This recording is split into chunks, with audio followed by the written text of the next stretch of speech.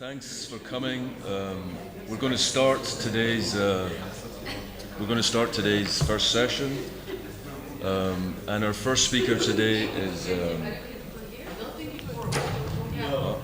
Can everyone hear me? Can everyone hear? Okay. So thanks. We're going to start today's first session. I'm very pleased to welcome Mladen Dolar, who I'm sure you all know. This is Mladen's third visit to Beirut. He gave a couple of seminars at AUB on Monday and Wednesday. Mladen is a professor and senior researcher at the University of Ljubljana, the author of many, many books, over 11 in Slovenian, 3 in English, more, published by MIT in 2006. He has a forthcoming book with Duke University Press entitled The Riskiest Moment, and a collection of essays published over the past 15 years in different places will be collected together and published by Bloomsbury Academic, hopefully soon. He's also, what he's going to present today, his talk today is entitled Where Does Power Come From? And this is the working title for another book that he's currently working on, which hopefully will appear with MIT sometime soon. So thanks, Mladen. Thanks. Well, thank you for having me. Thank you, Nadia, Surti, for organizing this. Thank you, Mellon. Thank you, the Global South.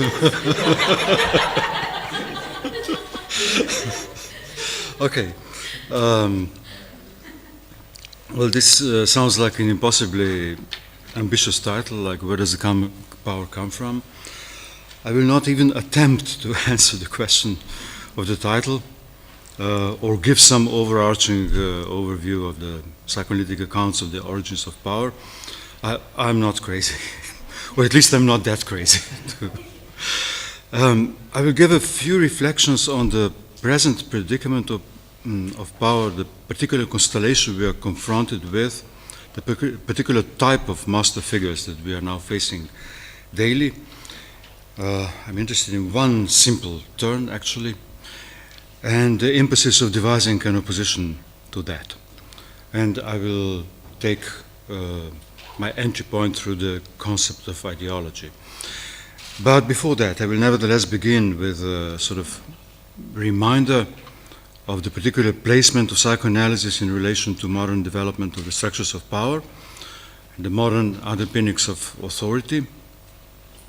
And of course, there was a reflection on the origins of power at the core of psychoanalysis since the beginning, but this reflection was intimately, extimately tied up with a particular historic moment. And since I have been giving a seminar on authority here in Beirut, and my talk here is in the conference is kind of a continuation of that seminar, but inflecting in taking it in a different direction, I can nevertheless start with the simplest, something I was talking about in a seminar, the simplest sentence by Hannah Arendt from her well-known essay on what is authority, where first she immediately translates the question of what is authority into what was authority, and I quote just one sentence: authority has vanished from the modern world. We can no longer fall back upon authentic and undisputable experiences common to all. And this is what for her defines modernity. Authority is gone. We live in a time of a crisis of authority. And this is like the shortest definition of modernity, of the modern predicament. There once were times where true authority ruled supreme, but the good old times or bad old times, so take your pick, are gone. So this may be seen either as a downfall, a loss, or an emancipation and a blessing. But the predicament behind this regarding authority persists. And, well, put it as simplest, first, the advent of psychoanalysis, to make it very short, exactly corresponds to this crisis of authority. The downfall of traditional authorities is its starting point. it corresponds to and intervenes into the crisis of authority and works through the crisis of authority.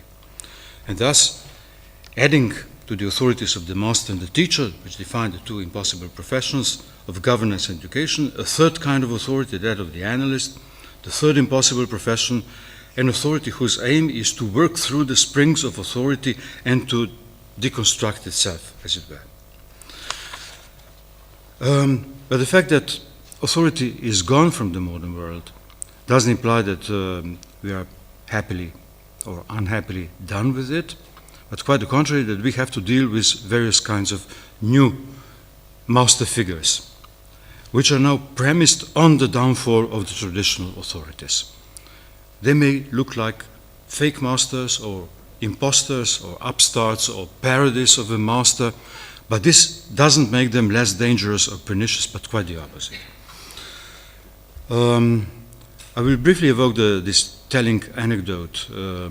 I used it in the summer school in Ljubljana. Some of you were there. I mean, of Freud's one memorable visit to Slovenia in April 1898, when he was writing the Trondheim. And this is a story which is worth telling in more detail or whatever. I will not do this here. It's an emblematic story. I can just use it very, very briefly. Namely, when Freud was visiting this famous cave in Slovenia, at the very bottom of that cave, in the Inferno, and he himself compared this to this trip as a descent into hell, he met Dr. Karl Lueger, who was at the time the Burgomaster of Vienna, and by coincidence he was visiting the same cave. And who was this Lueger fellow? Why is this important? Why is this emblematic? He was, well, the Burgomaster at the time, the head of the Christian Social Party, a very popular and populist leader. I will come back to that. And one can find the best clue to his significance in Hitler's Mein Kampf, because the young Hitler spent his youthful years roaming the streets of Vienna, and in Mein Kampf he describes how he had at the time the great model, the great ego ideal, the great source of inspiration, the greatest German Burgomaster of all times, the genius of a Burgomaster, and the biggest promoter of anti-Semitism. So Lueger was the one that for Hitler opened his eyes to the nature of Jews, and he praised his ability to stir up the feelings of the masses, to have this mass appeal beyond the untrustworthy, the treacherous parliamentary politicians. And it was from him that Hitler learned everything he needed to know about anti-Semitic propaganda. Now, the significant thing is that Lueger is in all literature persistently now referred to as qualified as a populist leader, evoking a new brand of political movement against the background of political traditional parties and the rise of social democracy, etc. So it's not merely his anti-Semitism, but the era of populism which was inaugurated there. And the term populism actually stems exactly from that period. The term that gained it academic currency in the 60s, and then, Carlos mentioned Nestor Laclau, who proposed the theory of populism in the 70s, and it's followed now by today's avalanche. But the important thing is it's precisely at that moment that the very idea of populism arose as a political reality. And Freud was notoriously not interested in politics, but here we have a first massive immediate confrontation with a political figure, and not a traditional master figure based on paternal authority, the name of the father, S1, etc. The first confrontation of Freud with political authority involves this new and sinister type of authority, a break with the traditional figures of sovereignty. And this new type will then have various avatars through the century, up to the present surge of populism. So psychoanalysis has to be placed precisely within this break, and its birthplace is marked by this surge of the new logic of the political. Okay, the signifier at work here, Lueger, Lügner, liar in Germany, so the very name designates that this is the sort of the fakery, the treacherous S1, the treacherous S1. And I'll just make one further comment on Weger, which is kind of interesting, which makes it emblematic. Namely, his anti-Semitism was so notorious at the time that when he got elected in 1895, the Emperor Franz Joseph refused to appoint him. And Freud says somewhere that this was the occasion he celebrated with an extra cigar. And the emperor actually refused to appoint him 3 more times. The emperor refused to appoint him 4 times. And eventually he had to give in to the democratic will of people, actually after the intercession of the Pope, Leon XIII. So what is emblematic about this? Because why did the emperor refuse to nominate this Weger fellow? Of course, he had good conservative reasons for that. He wanted Vienna to be ruled by nice aristocrats like himself, not by upstarts and troublemakers, stirring up all these emotions of the masses. But there was a sort of conservative instinct in this, namely to oppose any politics contravening against common decency and civility, and transgressing particularly the unwritten rules, which actually hold society together. This is what Hegel summed up by the word Sittlichkeit. So we can see in this the Emperor Franz Joseph, in the Emperor largely the last version of the monarchic father figure, the last cry of the old sovereignty, the swan song of the old sovereignty, the embodiment of authority and stability. And I will just remind that Franz Joseph ruled for 68 years, and he is outdone in his tenure only by Louis XIV, Louis XIV, and currently by Elizabeth II. So there are only 2 rulers who kind of ruled for a longer period. So it's the last father. Just before the downfall of the father, he made this last valiant, insistent attempt to stop this new logic, but to no avail. So this is the paradigm shift, the last father king. And when Freud was born under the rule of Franz Joseph, and when Franz Joseph died, Freud was 50, so he spent the large part of his life under this rule. So this is what makes it a sort of emblematic image in inaugurating the century. And of course it's not just that there is a new type of master figure, the populist. And if I link this, a bit quickly to Alenka's talk yesterday, this is already the time when what you call the surplus systemic enjoyment, or this useless excess, already accumulated to the point of threatening with a break, a disruption. And populism emerged precisely as a mechanism of binding that surplus in order to keep the order, the repression in place. And indeed, the cumulative disrupting surplus led to the point of the World War I. Alenka mentioned the World War II as this catastrophic event, but actually the same logic was already in place leading up to World War I.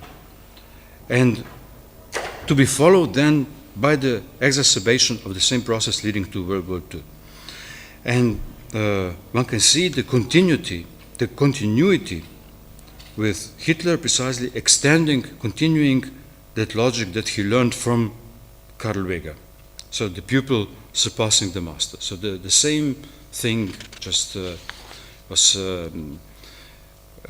accumulated even more, exacerbated even more.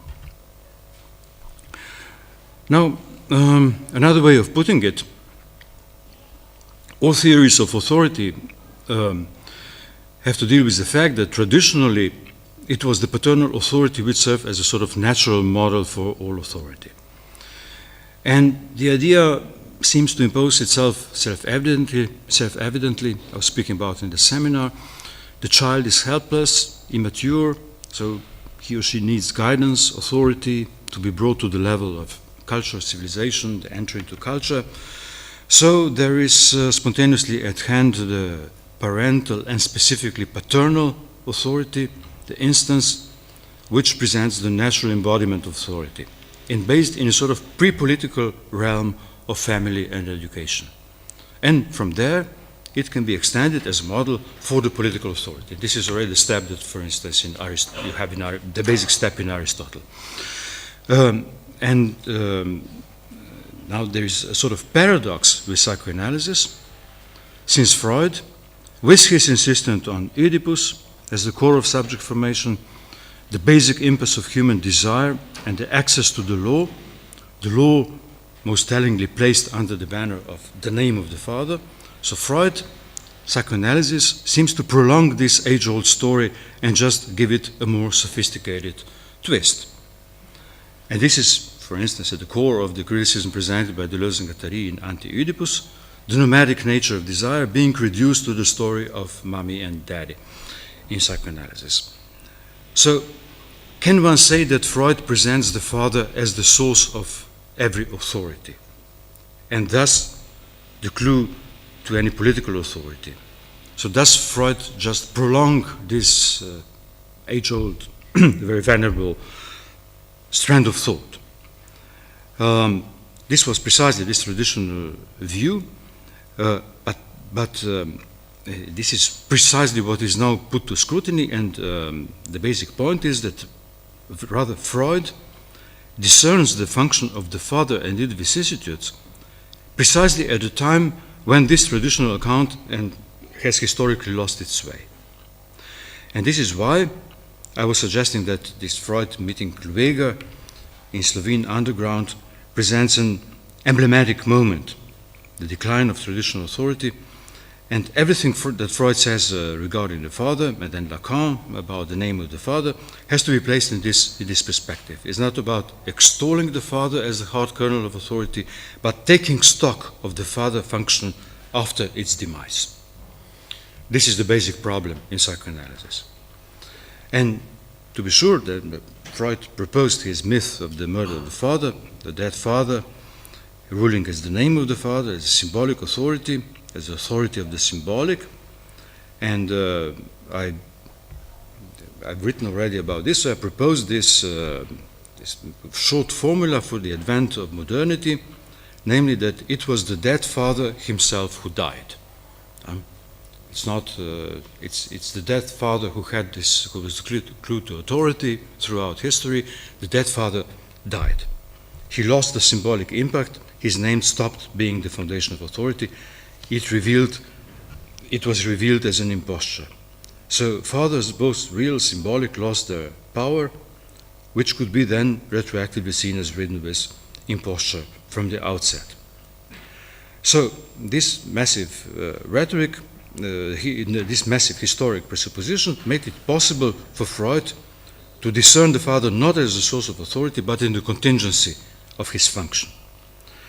And it's not that fathers and rulers, whatever, could no longer measure up to this function. It's the symbolic function itself that has lost the power of measure.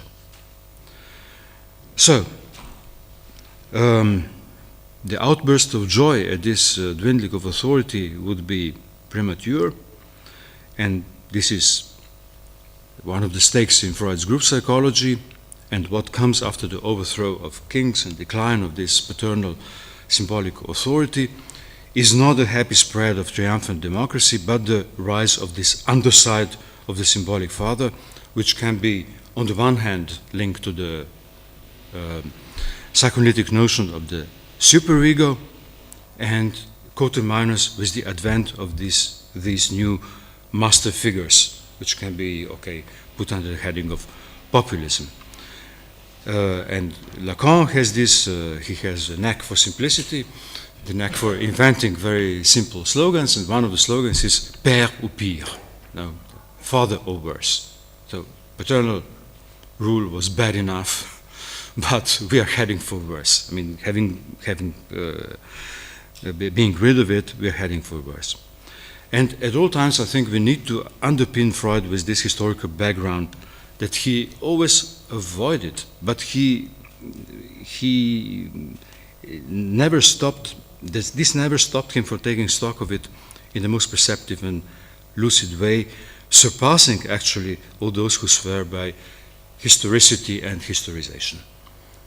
And, well, I would just mention a footnote that, of course, different vocabularies can be used for this. And, for instance, the Foucauldian vocabulary of biopolitics is something which is actually analogous or parallel to this logic. And Foucault criticizes psychoanalysis without realizing the proximity of his own project to the Freudian project, that this could be actually brought together.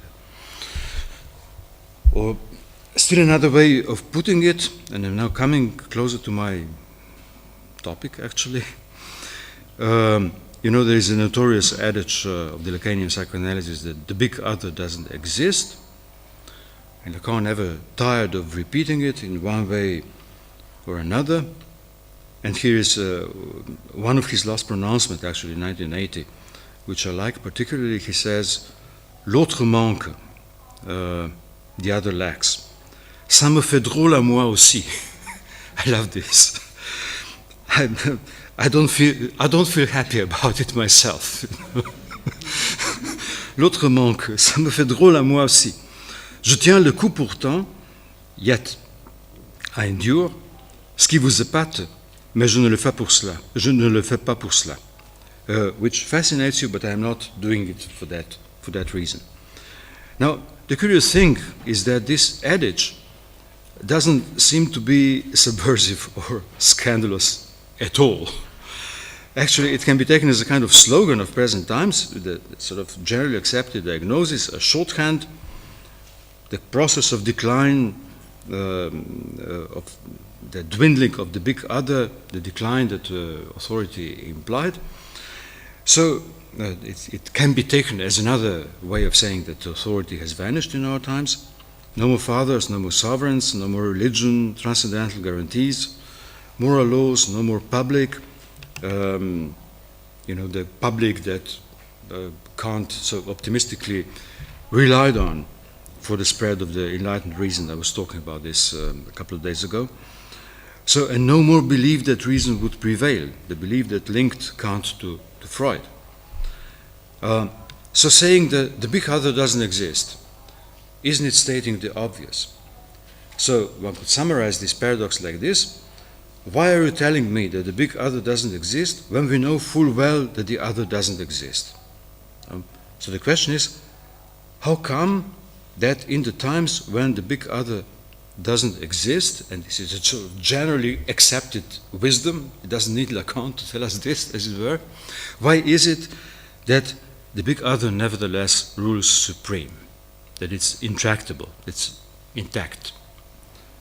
Okay.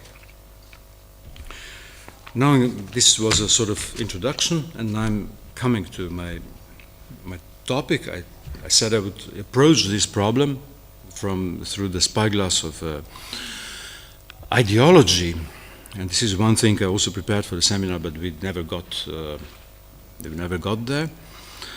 And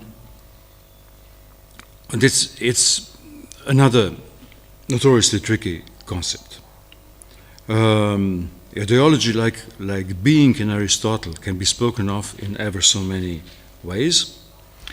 We have this one word, but a babel of tongues.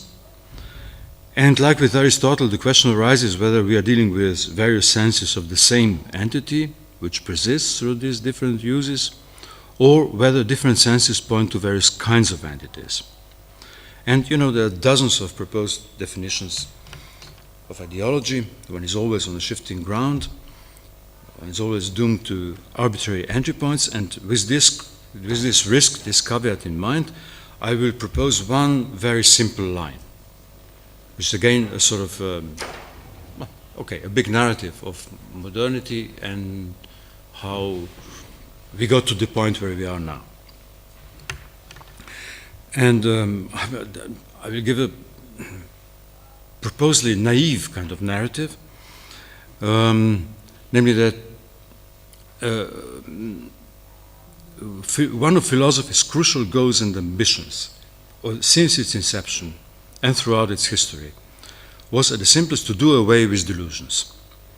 And given the propensity of human mind to fall prey to illusions of all kinds, one should then devise strategies to counteract it, to undo the illusory enchantment and to lift the veil, to unmask. This was already to see straight. This was the principal task that philosophy set for itself at the outset. And one can invoke things like the divide between mythos and logos, the adage know thyself, and raising the questions of validity of epistemic truth claims, the foundations of moral injunctions. It all boils down to this: let's lift the illusions, let's lift the veil and go look at the real thing. And the moment of its beginnings, well, are often described as the Greek Enlightenment in the 6th century, in order to put it in parallel and analogy with the 18th century Enlightenment, the era that invented the name Enlightenment for that process, and but the process which was always already there. And Foucault, proposed this idea that Enlightenment is unique precisely for having named itself and defined the era which defined itself, its historic mission. Enlightenment knew that it was enlightenment, while, the Middle Ages didn't know they were middle. So the historic circumstances may be radically different. There's a couple of millennia apart, but the project was driven by the same ambition. This historic moment was mirroring the former one and bringing it to a completion. The idea of doing, with the victory of the Enlightenment, doing away with delusions. This is, of course, a very simplified way of telling this story. That both sides were ridden with endless detours. There's the shifting complexities of envisaged delusions, misconceptions, fallacies, chimeras, and the intricacies of rational means, arguments, logical tools, the invention of ever new reasons how to tackle them, and this is the massive difference in historic moments and social backgrounds. But I'm using this sort of naive entry point for a particular end, namely, if enlightenment in this larger sense saw itself as the undoing of illusions, of the self-incurred immaturity, to use Kant's famous parlance, and if it eventually triumphed with the advent of modernity, then this is precisely the inaugurational moment of ideology. So the moment we say ideology, we have set ourselves apart from that logic, the Enlightenment logic from the Greek times to Enlightenment of doing away with delusions. And ideology essentially pertains to modernity. The term itself emerged immediately after the French Revolution. It's notoriously in 1796 that Destutt de Tracy proposed the term ideology as a science of ideas. And this is what you have in all textbooks. And it could be conceived at a historical juncture between when the originary Enlightenment ambition of philosophy has run its course and come to a completion, when it won the alleged victory, this watershed beyond which we are supposedly modern, and ideology as a modern entity as such has bid farewell to combating the old-time chimeras and superstitions, the unveiling of the true reality behind the delusions. And Hegel, in the Phenomenology of Spirit, treated the logic of this combat under the general heading of the struggle of the Enlightenment with superstition. So we've done with superstition. And the whole problem is that ideological illusions in this new constellation are now part and parcel of the real world that is supposed to stand hidden behind the veil. It's now the real world that produces illusions, sustains them at its core, and keeps them at its bosom. It's not just a matter of deluded consciousness. The very reality of this world becomes questionable. The mask appears to blend with the face it was supposed to mask, and this is what separates ideology from the run-of-the-mill human propensity for delusions. And the world itself, in its hard reality, appears to be structured as ideology. It's no longer the matter of consciousness, its whims that should be debunked, delusions lifted. The delusion is ingrained in the very structure. So the ideological distortion is inherent part of this reality itself, not just of consciousness.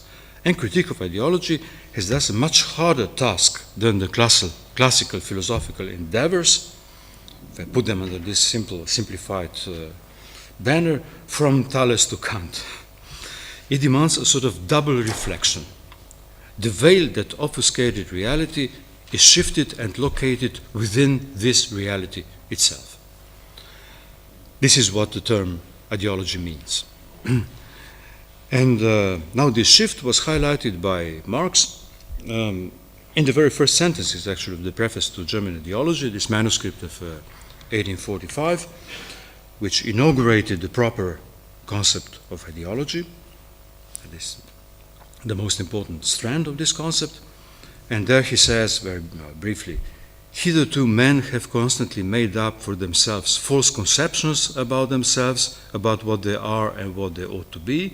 The phantoms of their brains have got out of their hands. They, the creators, have bowed down before their creations. Let us liberate them from chimeras, the ideas, dogmas, imaginary beings, under the yoke of which they are pining down.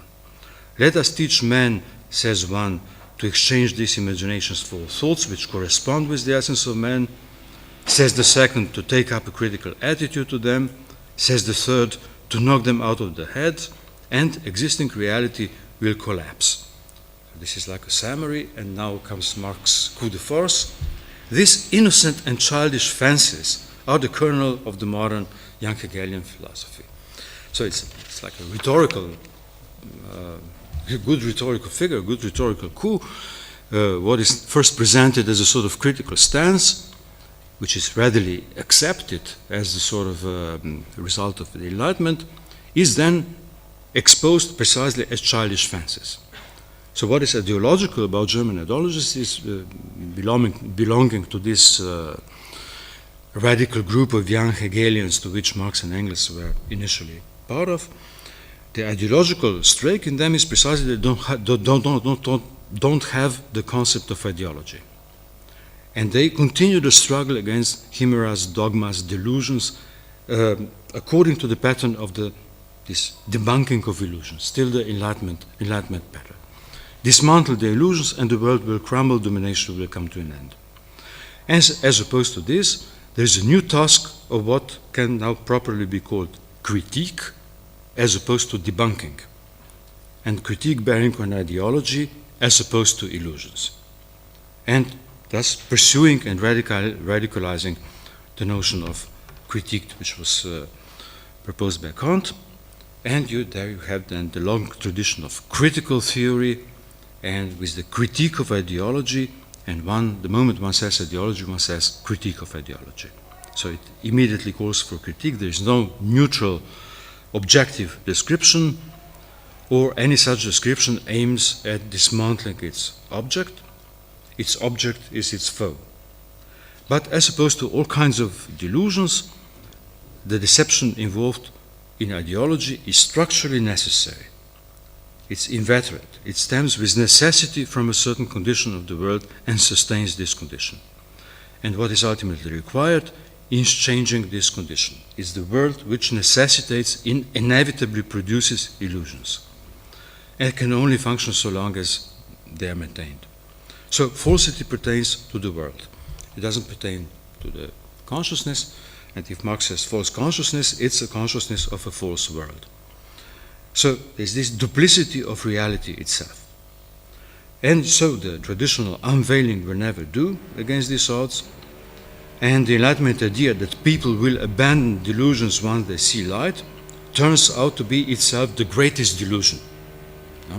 This is the paramount case of ideology, precisely this type of thinking. Let people be rid of delusions, and then we'll be fine. Okay, this shift, one way of looking at it is that the shift affects the standard assumptions about truth and lie. And the standard test of truth and falsity of a statement was supposed to accord with the cat is on the mat model. we have a statement, and all we have to do is to look if the cat is really on the mat or fooling around in the garden. And if we find it curled on the mat, then the statement is true. But with ideology, ideology of course involves falsity, but it doesn't thereby fall into the realm of lying or intentional deception or fraud. And there is never any lack of this, but this is a sort of naive notion of ideology. The key dimension is neither epistemic nor moral nor psychological nor propagandistic, but structural. It doesn't simply consist of false statements about reality, which could be exposed by comparison with the true state of affairs. Ideology proper starts when it is not the statements that are false, but the reality itself which should serve as a yardstick of the judgment. So it gets hold of the subjects only when they perceive something as objective reality, independent of propositions one may form about it. It is at the most ideological when it succeeds to present the perceived reality as something utterly non-ideological. And this is what happens with, I was speaking about this briefly in the seminar about the notion of economy, which is taken as this hard objective reality, the hard reality of reference of the present world, the discourse of market economy and its spread. And ideology consists precisely in presenting the advancement of this economy as the ultimate horizon of the thinkable and available. And in this respect, then, left-wing and right-wing politics differ not in substance but in degree. Should one regulate this objective reality, or should one deregulate this self-propelling force? To what extent one should attenuate it by social concerns, human rights, etc., or give it free rein? So it's like difference of degree, not of substance, where the left increasingly looks like the right with a more human face. So the success of ideology is to present something as an objective force, inexorable, something that can be only canalized and restrained or encouraged, released, but there is a troubling consensus at the bottom. So the lie doesn't pertain so much to statements about it, but to reality itself, which is set up as the measure of truth value. And one can say that in this particular case, economy is not a statement about economy, it's the cat on the mat itself.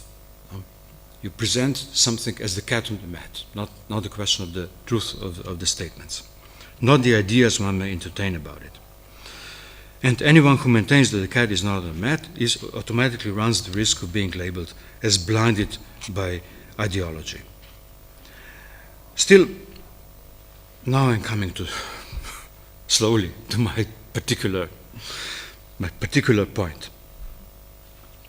This doesn't do away with the call for unveiling, for unmasking, but it makes it doubly difficult. It requires a redoubled unveiling, not just on the part of consciousness, but on part of reality. It's not enough to disclose the reality behind the veil of deception, but since reality itself turns out to be structured as a lure. But the lure, still involves a disguise, a kind of reflected one. It still calls for a great effort of the critique of ideology to undo this ideological facade and to exhibit its symptoms. Strenuous efforts are demanded for this. But now what I'm really interested in, this I'm coming now to my point, is something which is quite opposite, namely a strange turn that we are witnessing recently, and which seems to present a new stage of this ideology, namely that the hard work of ideology critique is done by the apparent self-unveiling of this, self-unmasking of this official front itself. Not the difficult analysis of what lies behind the ideological lure, but the coming out of this underside itself. I will take a detour through Brecht, who invented an ingenious mechanism of ideology critique, the notorious Verfremdungseffect, the effect of estrangement. What does estrangement consist of? One can imagine a Brechtian situation when a fat capitalist comes on stage and without further ado says, I am a capitalist, my only interest is to squeeze workers as much as I can, to make them toil as hard as possible, and to pay them as little as possible. I only care about my profits. And one can recognize this as a sort of Brechtian situation. Okay, it appears in slightly various, different kinds of guises, but this is a sort of Brechtian situation, namely a character who blatantly and shamelessly states his business in completely undisguised form, without any illusions or deceit. And the strangeness, the estrangement effect of this is that resides in the impossibility of it actually ever being stated bluntly and publicly. It being stated publicly and without disguise would actually make it inoperative. It couldn't effectively constitute the social bond on which modern exploitation is based. Because ideology in this way consists in the pursuit of interest which must be hidden behind the facade of common values, the universality of human rights, the love of humanity, the progress, etc., general prosperity, democracy, all this. So there is a necessary appearance and the blunt statement of interest behind it, which stages the impossibility of exposure of this underside in a plain manner. So there is interest and their concealment. They can only exist and thrive by being transposed in a different kind of discourse which covers them with a cloak of universal values. And the Brechtian step is to unveil the actual driving force behind the high ideas and pin all ideas to their actual driving forces. Now, the strange thing is that such a proclamation doesn't look strange any longer. This is the real estrangement. It is as if the estrangement effect doesn't work. Certain ways of blunt talk have actually become conceivable, admissible, acceptable in public speech. So this intended dialectics of brute interests and their concealment doesn't function. And okay, if one needs to give a name to this shift, I think it occurred, it started occurring in the last decades, in the 80s, with the ascendancy of the neoliberal discourse, and one of these emblematic statements in the 80s was, greed is good. Suddenly it was okay to say, greed is good. This was a simple and trivial slogan which encapsulated a certain moment in the 80s, promoting to the rank of commonly acceptable general truth about this, the greed being good, being put in plain sight. And the cynicism of Brecht's characters ceased to look cynical. It lost the force to produce estrangement. There is no more estrangement, and the Verfremdungs effect of today, I think, its principal resource is the very lack of Verfremdung. It doesn't seem strange any longer. So this is a short slogan, from estrangement effect to estrangement defect. Okay. But this was only a beginning in view of what was to follow in the present-day populist turn, and now we have this outspokenly obscene discourse.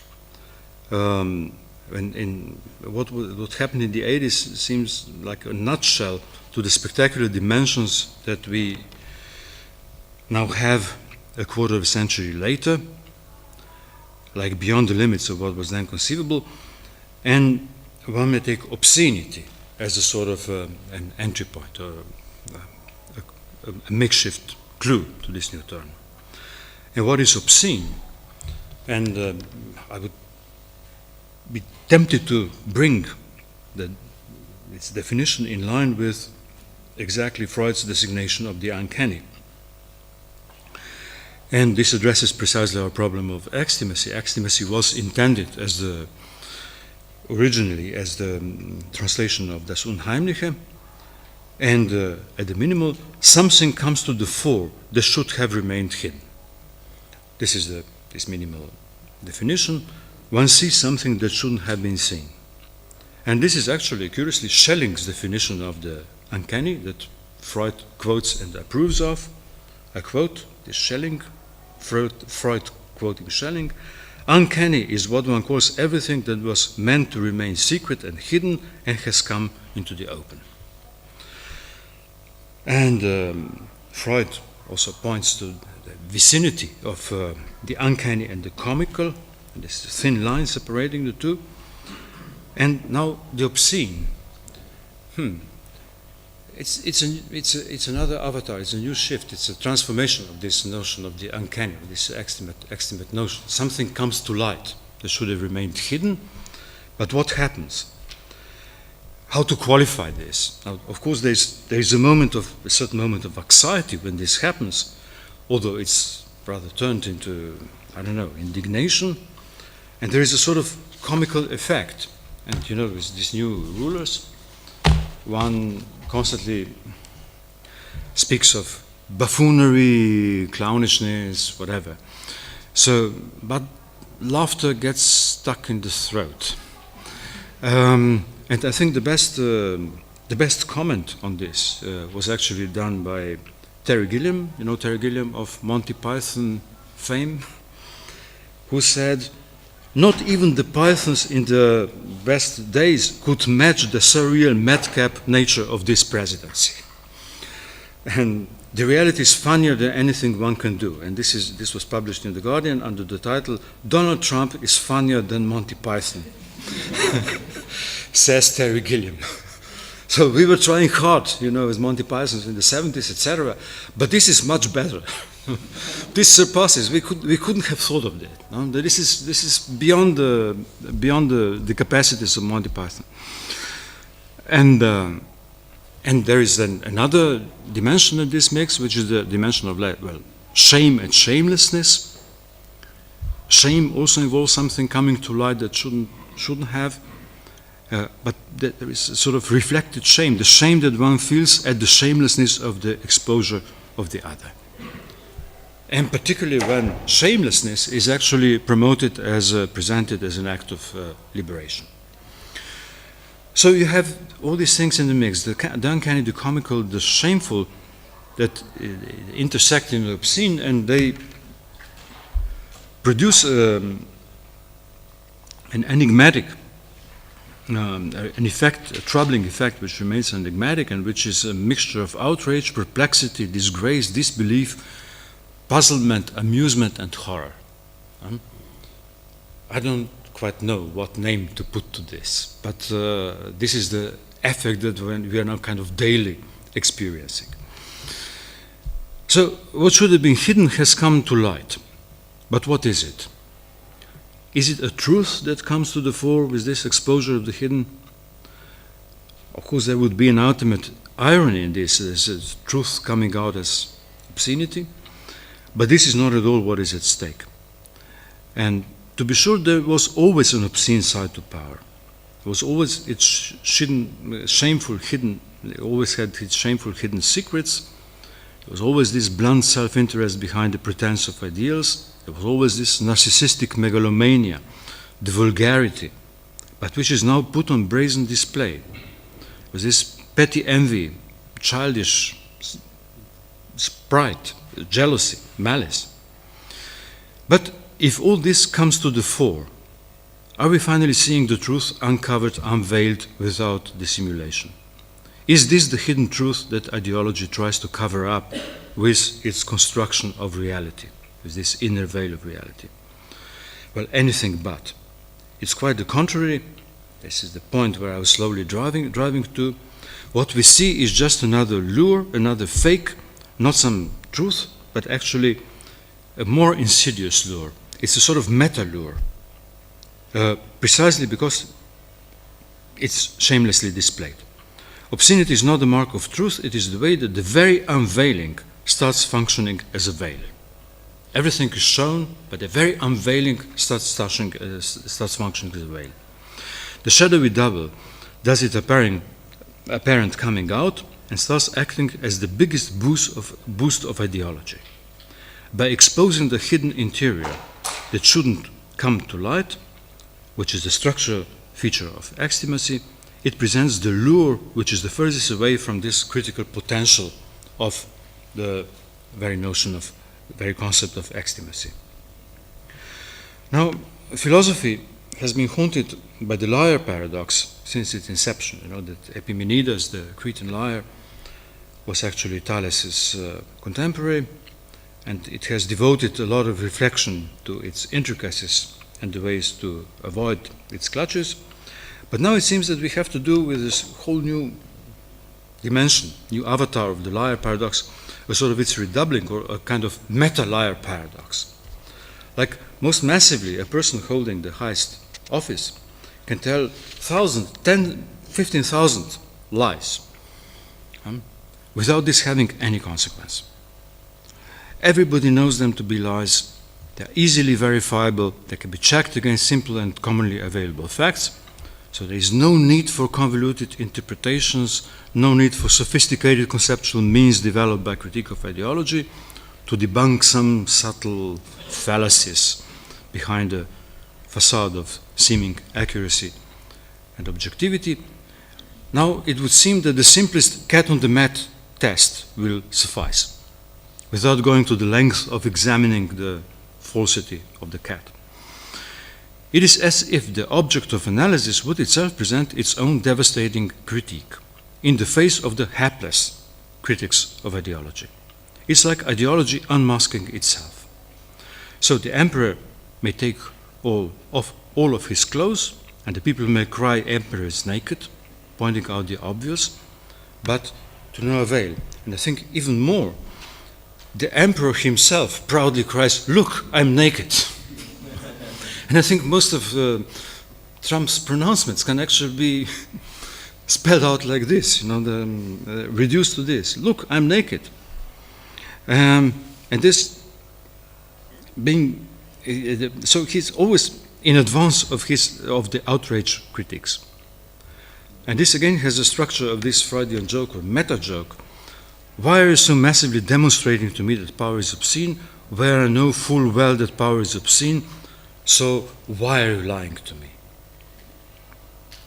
I mean, lying in this reflected manner, not lying by the facts that can be, the lies that can be checked against the facts.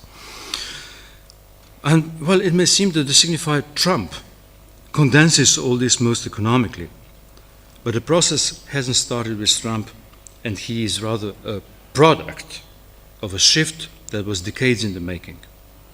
And I will just mention two massive things. If one considers drastic facts being on full display without this having any consequences, one can remind that nobody was ever held accountable for the biggest economic crisis in Western history, with an unprecedented massive state intervention to bail out the culprits, which was then put on the shoulders of the population.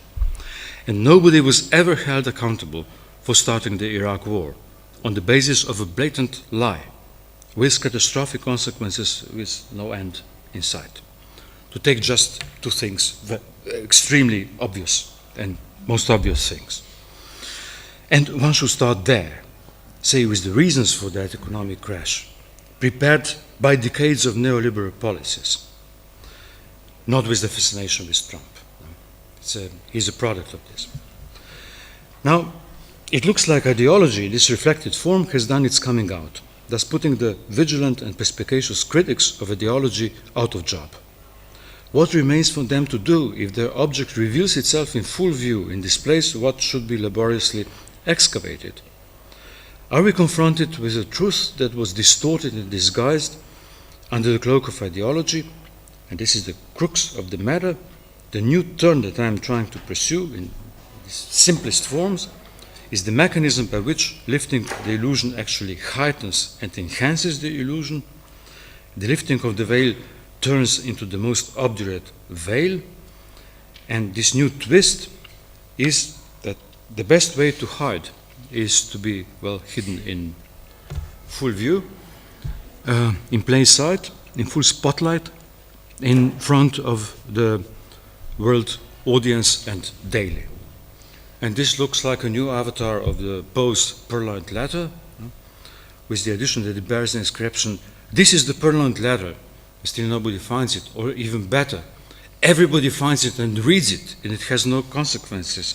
Or even better, in the Poe's story, the queen, whose reputation was at stake and threatened by the discovery, the disclosure of this purloined letter, the queen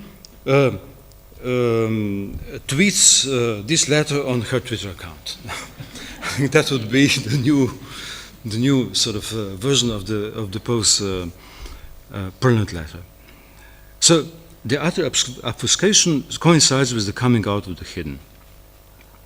And Freudianly speaking, this may look like lifting the repression, with all this most childish and primitive impetuses coming to light, but it's the very opposite. It's the repression that gets repressed. It's the repression itself that gets repressed. And this, I think, is the simplest diagnosis qualifying the present moment, the astounding degree to which repression itself gets repressed.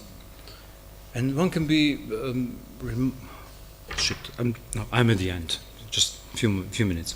One can be reminded of Freud in the Traumdeutung. At some point he says that sometimes one has to deal with dreams which are faultlessly logical and reasonable. He says these are the toughest cases to interpret. They appear to have a meaning, but that meaning is as far removed as possible from their true significance. I quote Freud. So they appear not to be in need of interpretation because everything is plainly laid out. This is the toughest nut to crack. This kind of situation. The biggest delusion pertains to what evidently makes sense and apparently needs no interpretation. So, my final point, 2 points. Maybe it was always so to some degree, in some dimension. So it's naive to think that once there were true masters, the proper S1, well, now we have all these parodies and impersonators. Maybe there never was a time of an innocent and immediate sort of impact of figures of mastery. Master was always an imposter. But there is certainly a shift that occurred when this side dimension, the obscene side dimension, virtually became the main show. Where the ineptitude, the morality, this merger of the corporate private business with state sovereignty can directly function as a boost, a lever of an overwhelming show that holds the worldly audience in awe. So S1 is a fake, and everybody knows it, including itself. But this does stop it from functioning. And quite the opposite. This turns to be the internal condition of its functioning. And it's like displaying that the big other doesn't exist and getting a resource of power precisely from that's boosting the big other. And another way of putting it, there is a mechanism by which authority starts thriving precisely on its own breakdown. The more it's fake, the better it functions. And to bring it to the formula, I proposed this already at summer school. Instead of S1, one can propose a new Lacanian concept, which is S-1. So, but this is precisely what makes it worse. See, the S-1 sustains the S1 all the more. So, with the rigid end of history, which was proclaimed some 30 years ago, we're supposed to start living in post-ideological times, and the ideological illusions were gone, historically defeated, so the story went. We were finally free to espouse reality without ideological bias and deception. And this maneuver, like 30 years ago, opened the field wide open for the proper critique of ideology. It looked like the vintage case, the textbook mechanism of ideology par excellence. But then this troubling development increasingly took place, too crude for the ideology critique to tackle. Namely that this ideological reality started to overtake the critique by its own exposure and using this exposure as the major asset of its deployment. Okay, I'm fully aware that highlighting this tendency, this meta shift whereby what is most on display is the most deceptive, this entails the danger of perpetuating this fascination with the figures like Trump. And I would just say that this is like the fascination with the fetish. This is, I think Slava already used this analogy. That the fetish, the last thing that one sees before envisaging the social antagonism that generated it, and that it veils through this apparent full exposure. And there is another danger of like nostalgia. Nostalgia for the good old times of bourgeois ideology which presented this global spread of capitalist economy as objective reality. And then we could still deploy all these tricks of the critical theory. But it's the latter that generated the former. And the complacency of the left played a very large part in it. So the return to business as usual is the biggest delusion of all. And now, what do I have to propose? I don't know. I propose a return to Marx and Freud. Thank you.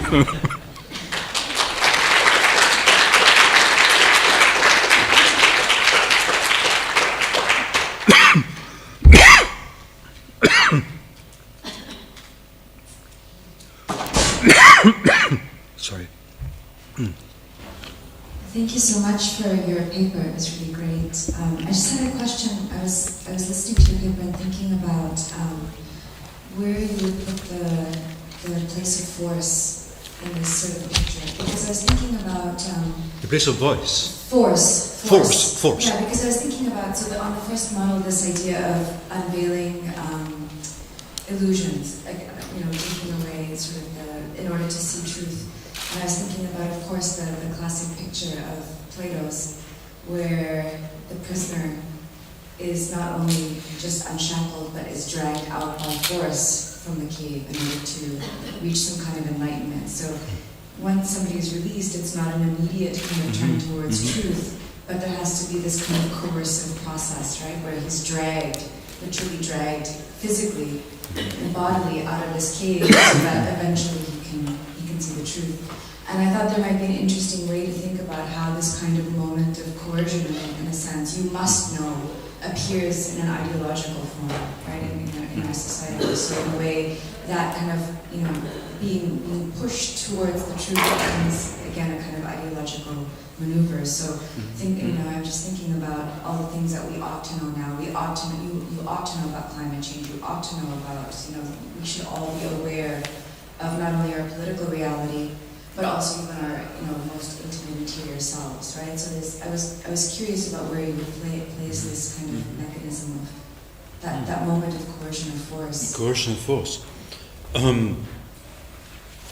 Well, you definitely have this moment in Plato's parable of the cave, where Plato is losing his nerve, as it were.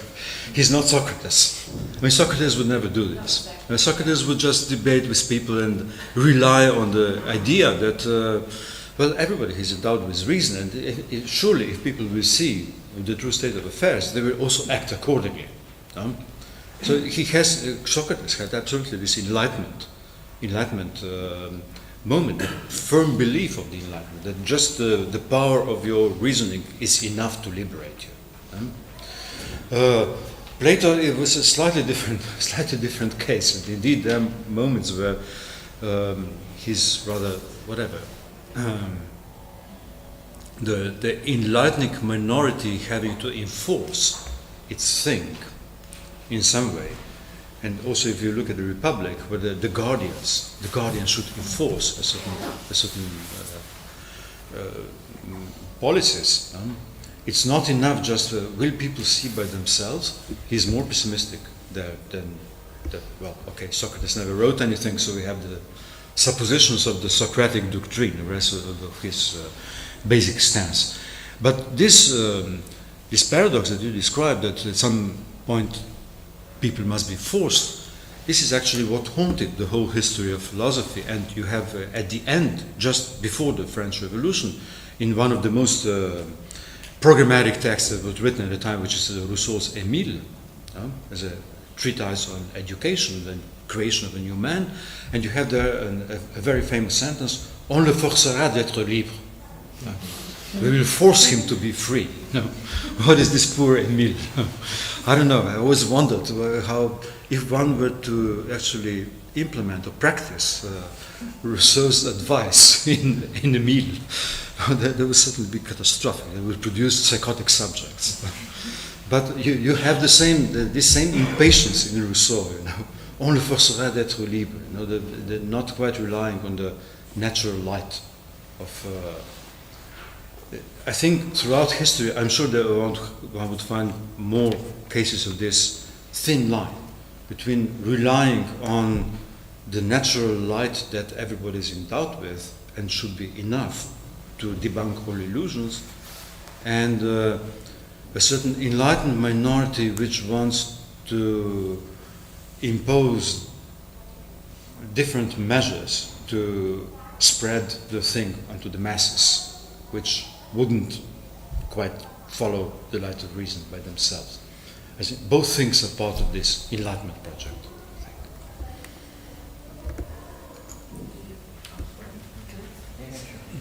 Yeah, thanks, Mellon. First, I'm trying to think about the link between what also kind of Alenka's paper and what you said, and I don't know how to frame this really, but I guess the simple question would be like, where is objet A in all this? And, in a sense, if you think about, I don't know, if you think about, Lacan's reading, let's say, of Hamlet, and okay, Hamlet with all, from the king is dead to the king is a king of nothing, right? The whole, and Lacan's focused on Ophelia, right? Kind of objet A and all of this that somehow brings together the entire story in a certain way. And I was just, I'm thinking about, so there's so much about S1. This is a great idea that, repression is what gets,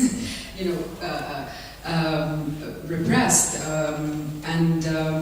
Yes, I guess, is it still in the same logic of Alenka's kind of the perverse discourse, this kind of, that what we're getting is this kind of, the constant plugging of the lack in the other. There isn't, the other does not lack, there's kind of a fullness to it, which is in your face, basically. And the question is, does objet A in this situation then, because you also said something really funny in Ljubljana, you said kind of Trump is a Lacanian.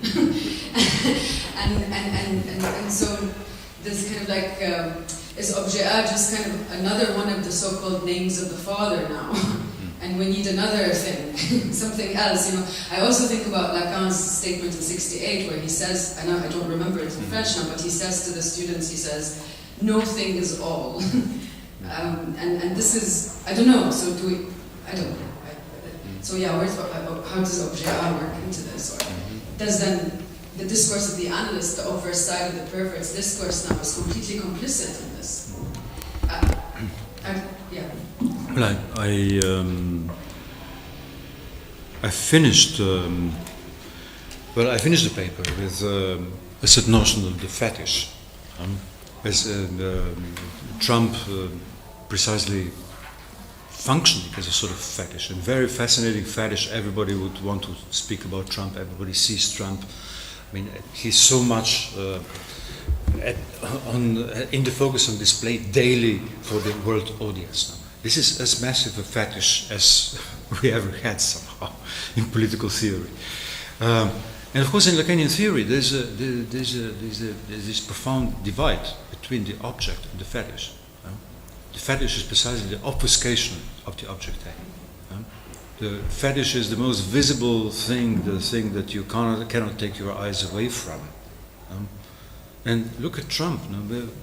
This is a terrible thing. The moment he comes on television, there's too much of him. There's always too much of him. Whatever. You can't. He plays this. He's the sheer embodiment of a surplus, of an excess. And of course, the most visible thing, the way that he can steer the gaze, is the object A would be at the opposite. At the opposite end, the object A is never on display. It's precisely that bug, the thing that drives us or distorts or whatever, or inspires passions, desires. insights, jouissance, or whatever, but which can never be on display, which it is not something that would be a simple part of this world, which would be ontologically part of this world. It's always on the edge. It's always on the transition of the boundary between inside and outside. This is why extimacy, on the one hand, points to the object A. It's precisely the structure. I mean, the very structure of extimacy, das Unheimliche, is the pointer towards object A. And the fact that this obscenity is the negation of this structure. Because everything is on display. You turn the thing inside out. And what you see is massively the fetish. The fetish completely obfuscates the structure of extimacy. This as a beginning of an answer. Okay, maybe I have actually related questions from a slightly different angle, but it's actually maybe about something that seems to be haunting the paper, but you didn't address explicitly, and maybe the question of anxiety. And in particular, I'm thinking of this anecdote in the anxiety seminar where Lacan sort of describes this game with the child where if you're wearing a mask and you reveal the mask, and play this peekaboo thing, the child is laughing. But the moment in which you take off your mask and there's only another mask behind the mask, of course the child is utterly terrified. And it was thinking in particular of the reading of the Poe story. In other words, what happens when precisely the character loses their anxiety about the disclosure of the thing that ought to be concealed? Right, so that in other words, this moment is precisely when no longer cares, right? When no longer is anxious about the disclosure of this thing that ought to remain hidden, to preserve their status. And so then, but at the same time, right? So I mean, I guess the larger question is, what happens to anxiety then, when in fact it seems to be absent, but at the same time, then it seems to be all the more generalized. So. No, I think that one of the ways that some theorists, sociologists try to describe the present predicament, which is also a predicament of populism. Okay, Trump being this fetish object, which somehow condenses all these things. One of the ways they try to describe it is the sort of manipulation of anxiety. There's a large amount of anxiety around, and one of the key things that all these populist leaders do is to work with anxiety and to steer it and to focus it and to give it a particular focus. Look, we have Mexicans will build a border. There are all these aliens, the refugees swamping Europe. The Muslims with these strange habits, they're getting us, our European culture is falling down. So you have a sort of a deflection of anxiety. You steer the anxiety onto the figure, certain figures of immigrants, others who are among us, who are already here and present constant threat. And there you have the leader who will protect you against this. This is the relief from anxiety. This is, I think, how the thing very basically works, the sort of canalization of anxiety. There's such a huge amount of anxiety around. And one of the basic tricks of populism is precisely this, to deflect the anxiety, to steer it and to focus it. Yeah. Thank you, Milan. Completely in agreement with your paper, and also I'm just trying to think with you what would be the consequences for our practice of critique. I mean, I also agree we shall go back to Marx and Freud and reading, and it's a bit of a follow-up of my question the other day. If really, and I totally agree, we have a kind of, can say, Brechtian estrangement defect. It doesn't work. Reality has become that estranged world itself, and the unveiling itself is the last veiling or the last ideology trick. that we also we see the obscenity. We are powerless in facing that shamelessness that even shames us. But then, of course, we also need to redefine the stakes and maybe the practice of critique. I just think of two texts here. One would be, I think, Restoring the Truth, also by Bertolt Brecht, Wiederherstellung der Wahrheit, 5 Problems, I think it's called. I think the last, of course you mentioned courage and so on, the last one is cunning. And cunning is, I think, almost 70% of that short attempt of Brecht to break Nazi ideology. I think it's already written towards the mid-1930s. So the cunning would be a way of how we can conceal our speech of truth, that is not part of that unveiling gesture. The other point would be, if everything works in favor of the sheer plenitude and surplus of that obscenity placed in front of your face, then a Brechtian or Benjaminian take on Brecht maybe is helpful.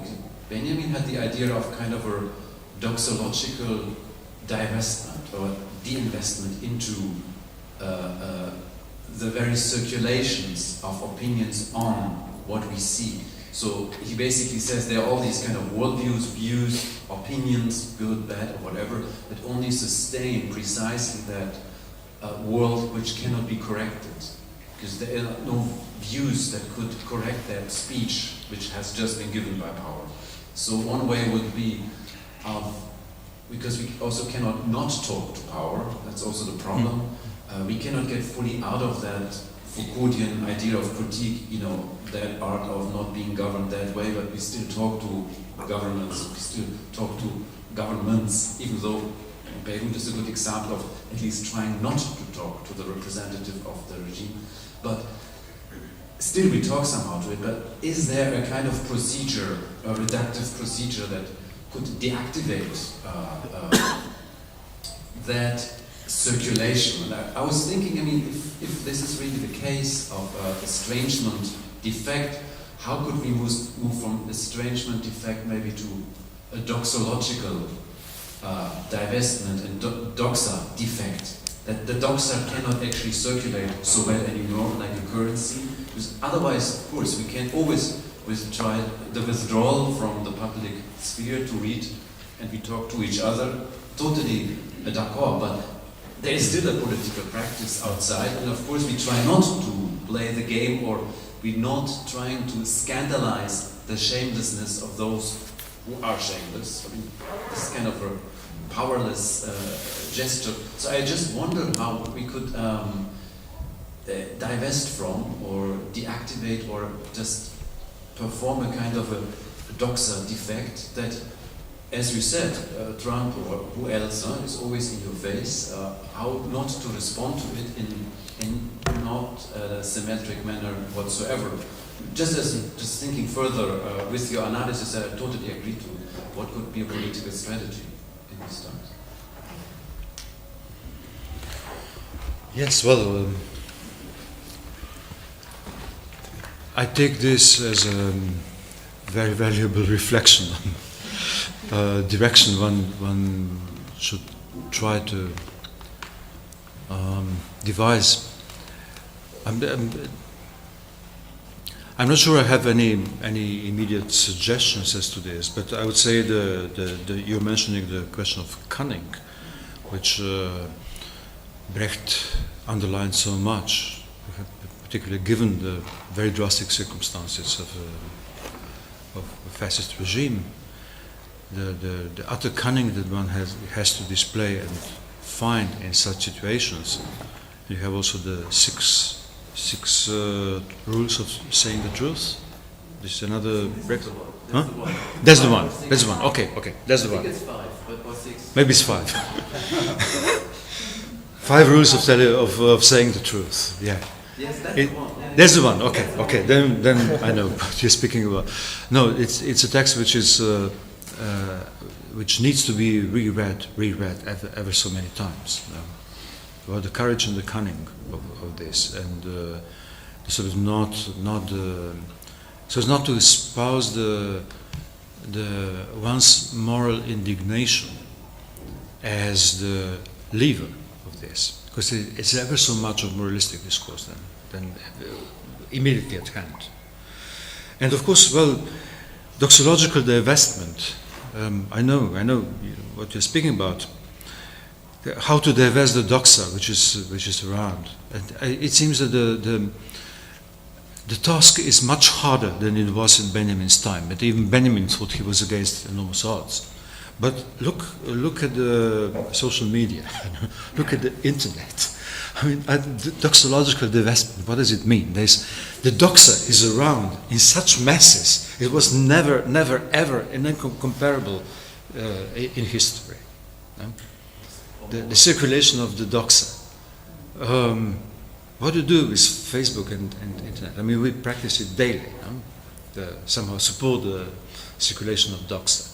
And the thing with which philosophy began, which is the difference between doxa and episteme, the knowledge, the opinion and knowledge. No?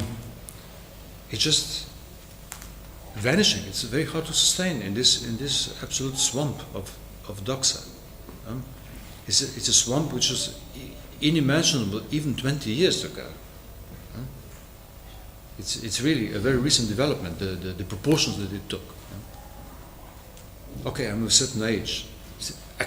Actually, going back to 68, as it were. So the development of 50 years after 68, it was completely unimaginable at the time. And even in you guys who are younger, you can see that what happened in the past 20 years is beyond what could imagine that 20 years ago. Precisely on this, the massive circulation of doxa. Divestment, I'm all for it.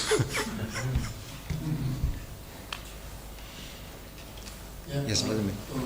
Thank you so much for this wonderful debate. I have actually two questions.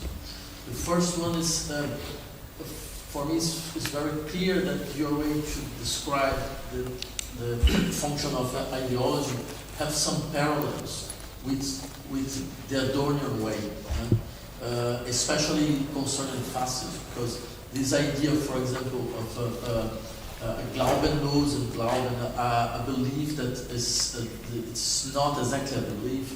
It's central to understand, for example, the level of identification, regime of identification between the mass and the leader in the fascist regime, at least for Adorno. But there is one notion, and this is the question that I'd like to ask you.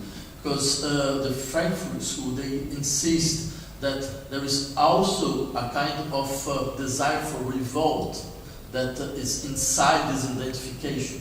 The fascist leader is able to give body to a revolt against order and against the law. Even if the revolt against the law inside the law, even if the revolt against the order, but inside the order.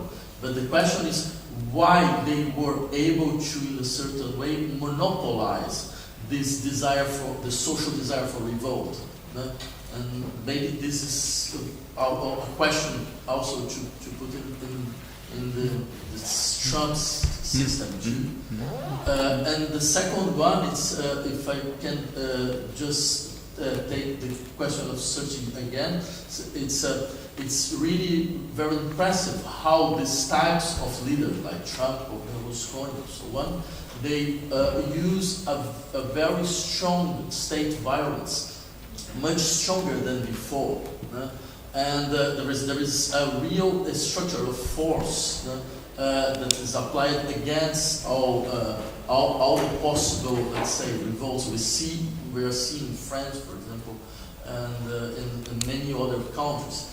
And my second question will be, why don't ask also again which type of force, of counter force we should develop because the discussion just in the level of the ideology sometimes seems that we can just make a kind of counter position in a rhetorical way. But why not talk against about the legitimate use of force and violence against this type of situation? Well, thank you. First, regarding Adorno and the question of this Glaubenlose, Glaubenlose Glaube, I think it's absolutely essential, because in the paper from 51 or whatever, the Freudische Theorie und die Struktur der faschistischen Propaganda, I think it's called, he has actually a very enlightening passage where he speaks about the structure of belief in fascism. On the face of it, those people fanatically believe in the Führer and etc., these fanatic masses. And he somehow puts this into question. He says, well, the problem is that they don't actually think that the Führer is the magician, the Jews and the devil. Somehow there is a reflected thing. Deep down, they don't really think that. So there's a fake manifestation of support and belief, etc., which makes it worse. I mean, the fact that there's no sort of immediate belief in the Führer makes it worse, because they have to stage their belief in a more forceful manner. No? This makes it more pernicious. The fake beliefs are worse than the true beliefs. If we are dealing with some true believers, even in false things or whatever, that's easier. The moment you have fake belief, you have this in Adorno. The question of the fakery at the very basis of this seemingly very committed following of fascism.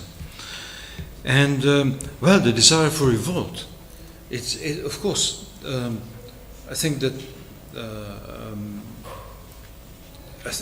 one of Trump's major successes was exactly the incapacity of the Democratic Party and the whole left to canalize or to be able to come up with a certain platform for revolt. And revolt was, I mean, we had this crisis in 2008, which is the biggest economic crisis in history, and the massive state intervention, which, I mean, by people who swear by the free market. The free market, we should just leave it to the free market and then things will turn fine. Those are the people who made a state intervention that the left would never ever dare to do or come anywhere near this kind of massive state intervention. And of course, state intervention is public money which was then shifted on the shoulders of the population, and there was seriously a revolutionary situation. I mean, the rage that came out in Europe and in America, the enraged middle classes and the working class, and there was no left who could steer this revolt. And then comes Trump, who says that I'm the anti-establishment person. I'm the person you've been looking for. I'm the revolt against the establishment. This massive private corporate brand, Trump, now, masquerading as the sort of, I mean, in the Freudian scenario of the murder of the primal father, no? Trump is the oldest brother who leads the gang in the attack against the alleged Washington father, whatever. No? So yes, the capacity of steering this revolt, of canalizing, of finding a way to steer this rage, that was the essential factor, and this is absolutely the failure of the left. Because if there ever, I mean, the situation of 2008, the crush of the proportions of the crush of the system, there should be the wet dreams of the left. This is what we've been waiting for. We always said that the system will crash. It's inevitable. This will come to a huge crisis. And the crisis comes And the one who is the most surprised by it is the left. He doesn't have an answer at all. What the hell should we do? Now, and who doesn't? And then it's like in Wagner you have die Wunde schließt der Speer nur, der sie schlug. The wound can be closed only by the what? The spear that opened it. No? So then you have the neoliberals saying, let's close the wound by the the spear that actually inflicted the wound. So this was the structure of the response after 2008. And as to the use of violence, well, I will point out just that, it's been pointed out now a number of times, also by the leftists. The use of state violence, of course, in Trump. But let's not pin it to Trump.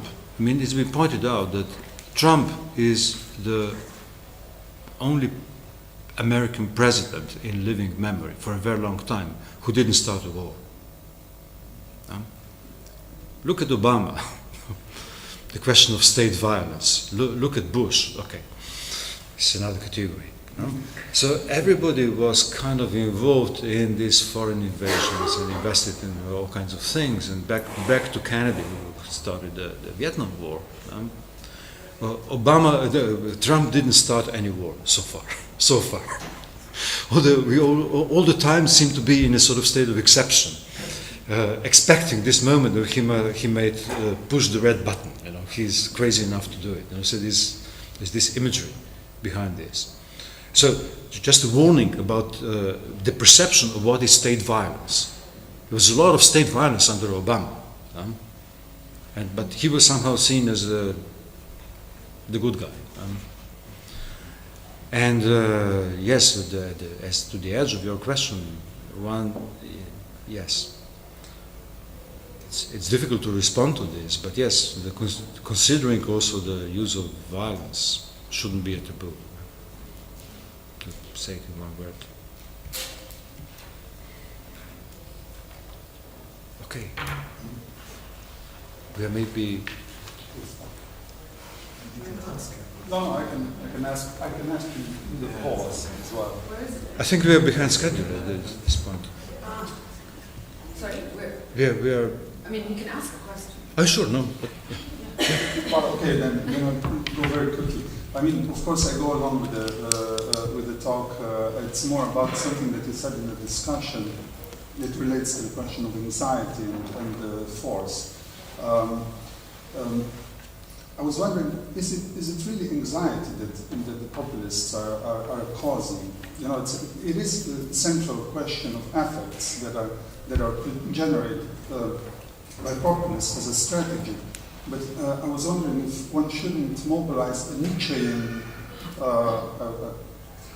notion of resentment, or ressentiment, because it's more about presenting figures which tie rage, which tie aggressivity, and one could also say, of course, they're also not only causing ressentiment but also outrage with the liberal elites, which are completely disarmed how to react to this obscene figure, and then you have through the encouragement of ressentiment also a systematic invitation to people running amok, to people just going on the street and start shooting. It just happened in Germany, and I wouldn't say that these people feel anxiety or act out of anxiety. They act out of aggressivity, which is systematically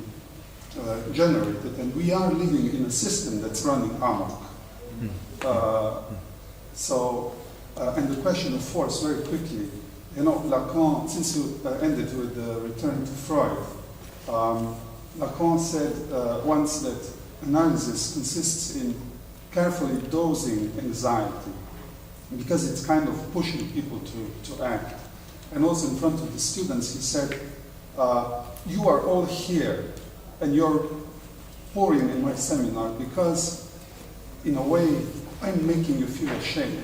I'm causing shame. So these are two forms of violence that seem to kind of invite to action, but in a different manner than ressentiment or, you know, outrage.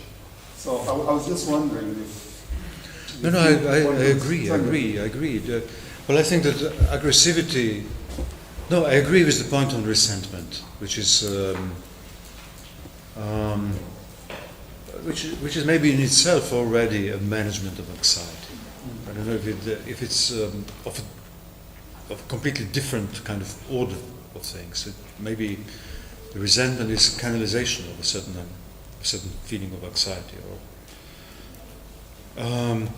And yes, I agree that the flip side of this resentment is a call towards aggressivity, but which is again sort of a manipulation of anxiety, I think, which is again a sort of finding an outlet for this, showing an outlet for anxiety.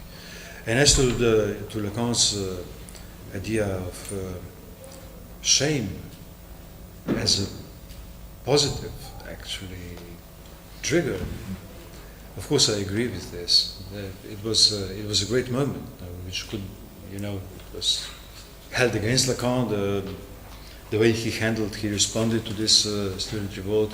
But in retrospect, you can see it was a great moment of reflection at that time. It was very hard, very difficult to give this kind of reflection at a moment when everything called for enthusiasm.